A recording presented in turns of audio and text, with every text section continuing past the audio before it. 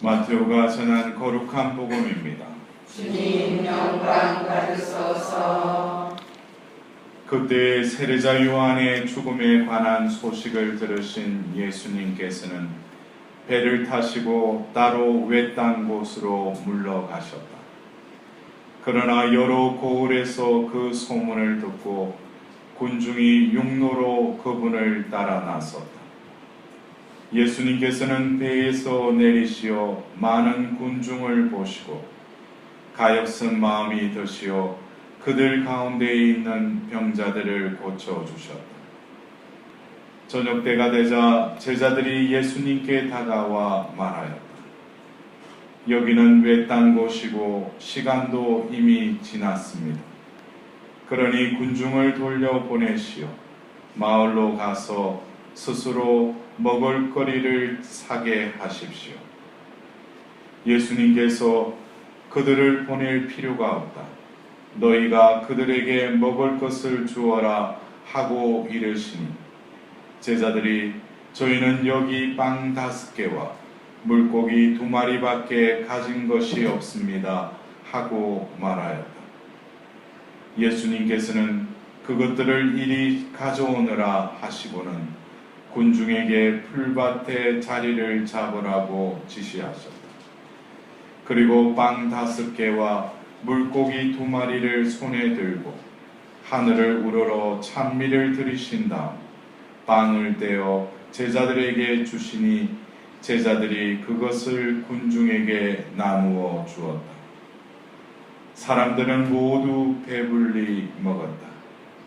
그리고 남은 조각을 모으니 12강주리에 가득 찼다. 먹은 사람은 여자들과 아이들 외에 남자만도 5,000명가량이었다. 주님의 말씀입니다. 그리스도님 찬미합니다.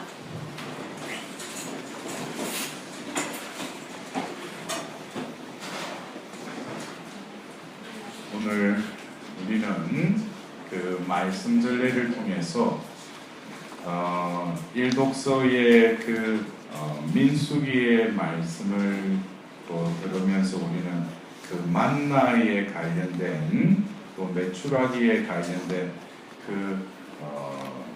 말씀을 우리가 또 들었고 오늘 복음에서는 바로 빵 5개와 물고기 2마리의 그 기적의 말씀을 우리가 들었습니다.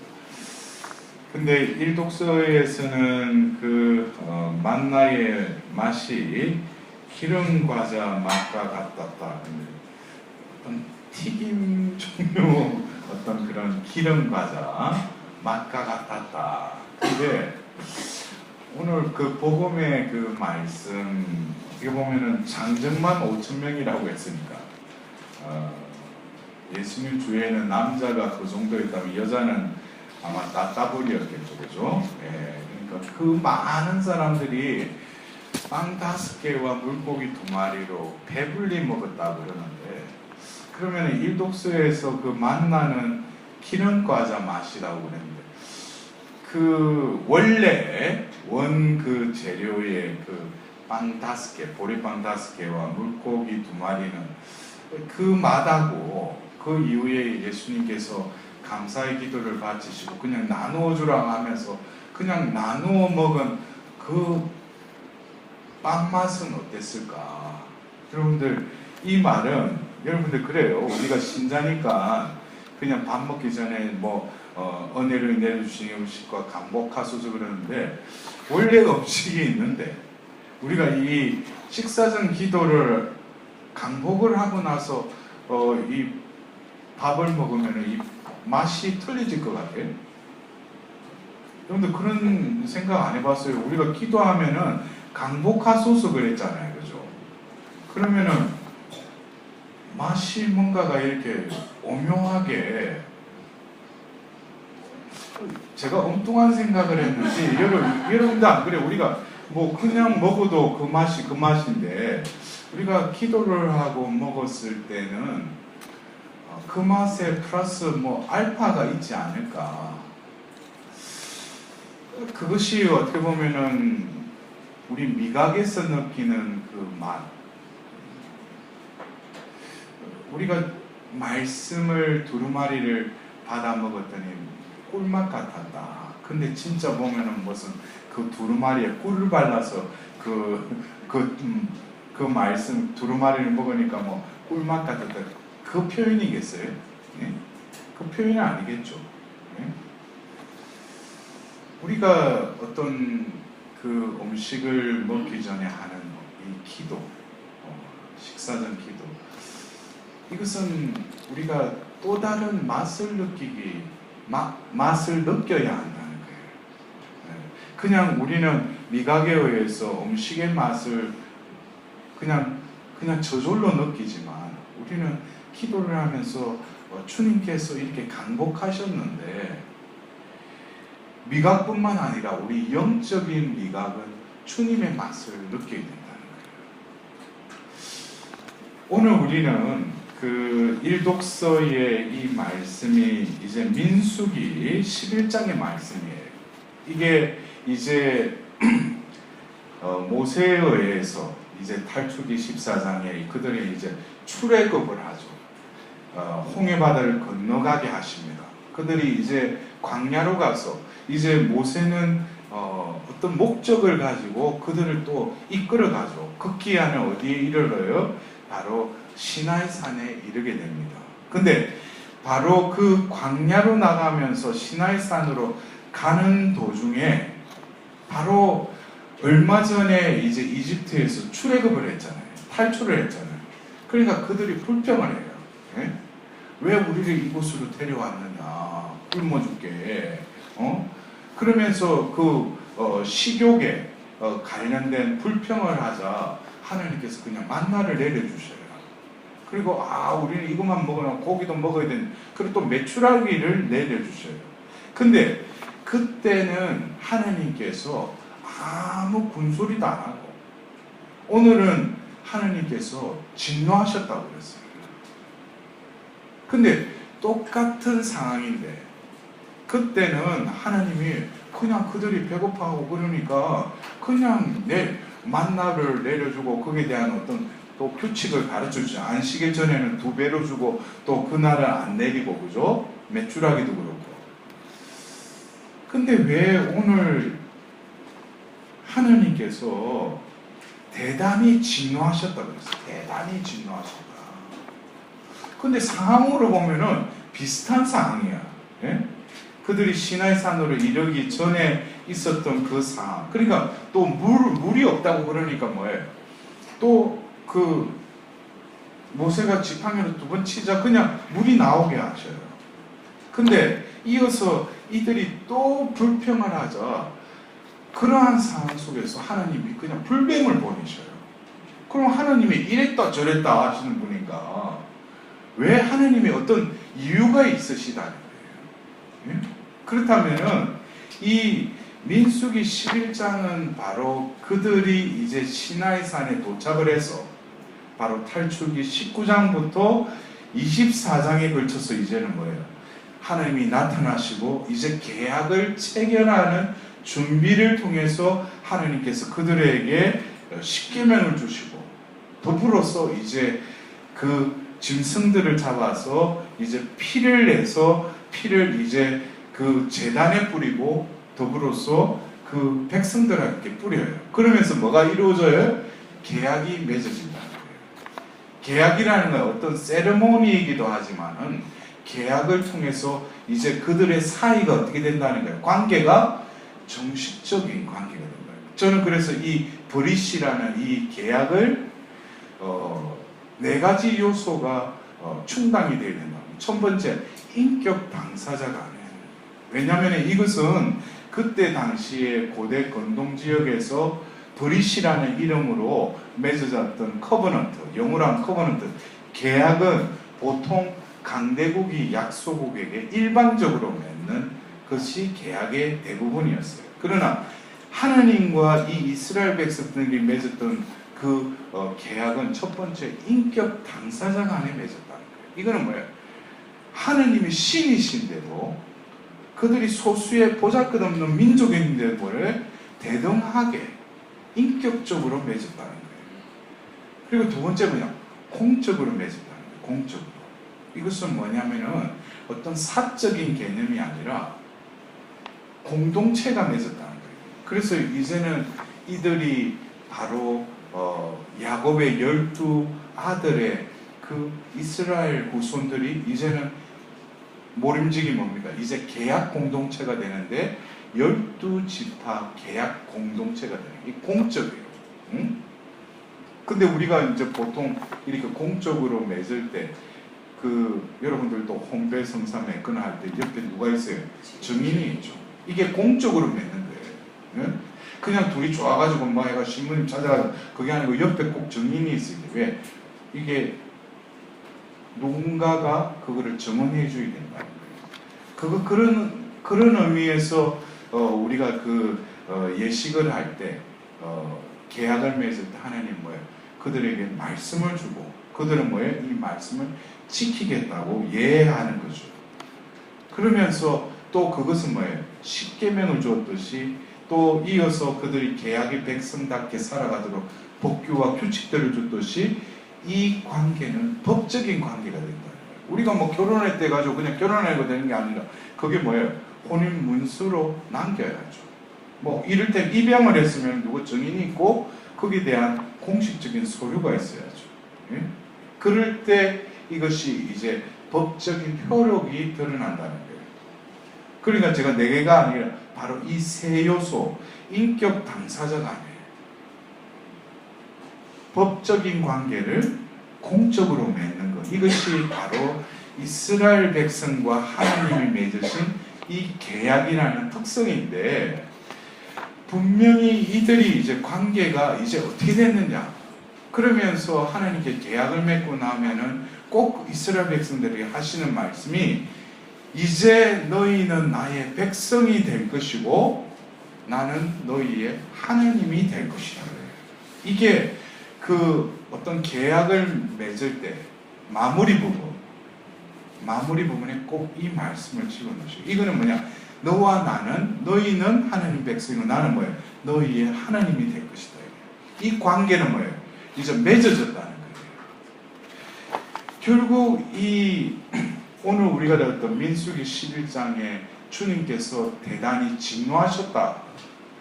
그 전의 상황과 외적으로는 비슷한 상황이 연출이 됐는데 그들은 또 불평을 하는데 왜 하나님이 대단히 진노하셨는가? 이것은 뭐예요? 이제 관계가 틀어졌다는 거예요. 그 전에는 바로 계약을 맺기 전에는 하나님이 부르셔서도 아직까지 그 정식적인 관계가 성립이 안 됐기 때문에 그냥 봐주는 거예요. 근데 이제 정식적인 관계가 됐는데도 아직 그 존재됨을 깨닫지 못하는 이들에게는 이제는 뭐예요?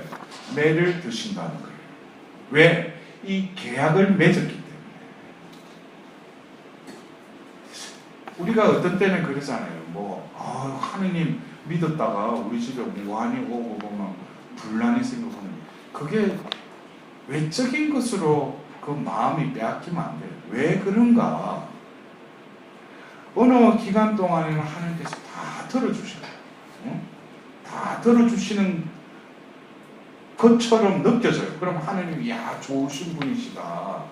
내가 입에 내기도 전에 다 들어주시구나.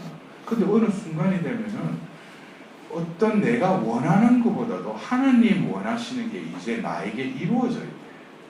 근데 내가 그거를 말귀는 못 알아들으면 그때부터 어떻게 되겠어요? 원하는 거를 안 들어주시는 게 아니라 하나님이 궁극적으로 우리에게 베풀고자 하시는 것은 이 세상에 축복도 주시지만 너희들에게 뭐야? 영원한 생명의 축복을 주고 싶은 거예요. 그러려면은 이제는 육적인 축복도 하나님께로 받지만 이제는 뭐예요? 영적인 축복도 뭐라는 것을 이제 느껴야지. 영적인 맛을 느껴야지. 근데 매번 가서 하나님께 구하는 게 다 육적이고 세상적인 거예요. 응? 하나님께로부터 오는 것은 뭐예요? 영적인 것이죠. 그래서 하나님이 바로 그들과의 관계가 이제는 계약을 통해서 나는 너희의 하나님이고 너희는 나의 백성인데, 그들이 과거에 철없을 때 했던 그런 토정과 이제는 뭐예요? 의미를 새롭게 해야 된다는 거예요. 똑같은 상황이 벌어져도. 그래서 나에 대한 존재감을 느끼지 못하는 많은 신앙인들이 뭐예요? 거달기식 신앙생활을 하는 거예요. 성당 매일 평일미사 다니고 어디 다니고 기도 다니고, 그거 내용을 보면은 다 자기 원하는 거 구하는 거 그거 이루려고 왔다 갔다 해요. 그러나 하나님께서 원하시는 건 뭐예요? 내가 너의 하나님이라는 거예요. 그리고 너희는 뭐예요? 그 고귀한 분이 너희는 하나님 백성이라는 거예요. 이게 신약에 와서 하나님 자녀라. 그래서 우리가 구약의 그 모세나 또 여러 예언자들이 왕들이 받았던 그 영은 복종하는 영이었다면, 우리 신약이 우리가 받은 영은 뭐예요? 자녀됨의 영을 받은 거예요. 그러니까 뭐예요? 하나님은 아빠 아버지라고 부르는 거예요. 이거는 비교할 수 없는 거예요. 그냥 하나님 백성답게 살아야 되는데, 이게 이제는 뭐예요? 하나님 자녀답게 살아야 돼요. 그렇기 때문에 하나님 보실 때는 이제 영적인 맛을 알아라 이거예요.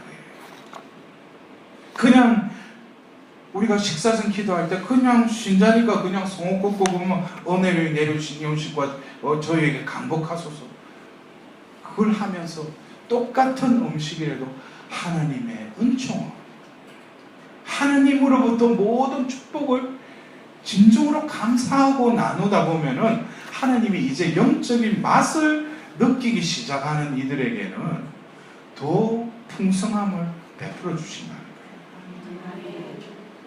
우리가 이러한 그냥 육적인 것을 채우기 위한 임기응변의 하나님으로만 계속 찾는다면 이 불평은 끊임없이 되풀이 될 거예요. 그러나 우리가 영적인 맛을 느끼면 어떻게 되겠어요? 이제는 육적으로 오는 것에 대해서 무감각해지게 되는 거죠. 또 그것에 대해서 더 이상 그 맛에 이제 내가 그렇게 많은 것이 그것에 집중하지 않는다는 거죠.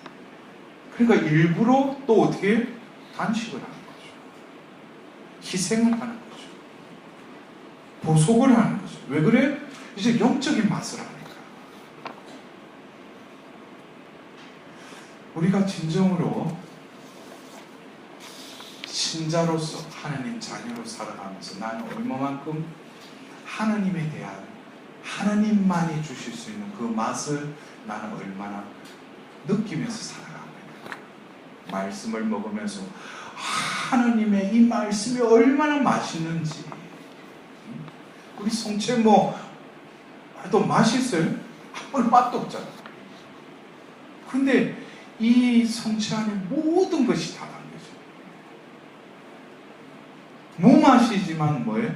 그 안에서 하나님은 주는 엄청난 맛을 감복하면서 그 맛을 느끼면서 하나님께 그 감사의 눈물을 흘리면서 하나님 진심으로 감사합니다. 이제 제가 맛을 느낍니다. 주님의 맛을 느낍니다. 주님이 얼마나 좋으신지 너희는 맛보고 깨달아야 그랬어요. 맛보고. 근데 나는 이 미각이 워낙 또 고급이래가지고 하면은 조미료만 조금만 바뀌어도 짜다 맵다 이러는데, 주님을 맛보는 데는 이게 다 마비가 돼요. 주님은 맛보지도 못하고 깨닫지도 못하는 거예요. 우리가 영적인 이 맛을 느끼기 시작하면 예수님이 하시는 그거예요. 하늘을 향해서 아버지께 감사만 드렸어요. 감사드렸는데 그냥 나누어주라고 했어요. 근데 거의 몇만 명이 사는 거예요. 다 나누. 이게 뭐겠어요? 그들은 똑같이 배불렀지만 그것은 하나님의 뜻이 흘러간 거죠. 그들은 똑같은 빵을 먹었지만은 우리가 빵이니까 맛을 느끼겠죠. 미각을 통해서 입을 통해서는 미각을 느끼겠지만 그들은 뭐겠어요? 그 순간에는 어떤 영혼들은 느꼈는지 모르지만 어떤 영혼들은 시간이 지나면서 뭐예요? 야, 그 빵은 틀린 빵이었다. 우리는 그냥 배불렀을 뿐인데 그거 아니다. 뭔가가 채워졌다는 거예요. 여러분들, 어쩌면 우리가 이 무더위 가운데 땀이 흐르고 어떤 때는 짜증이 나고 그렇지만 우리는 다시금 뭡니까?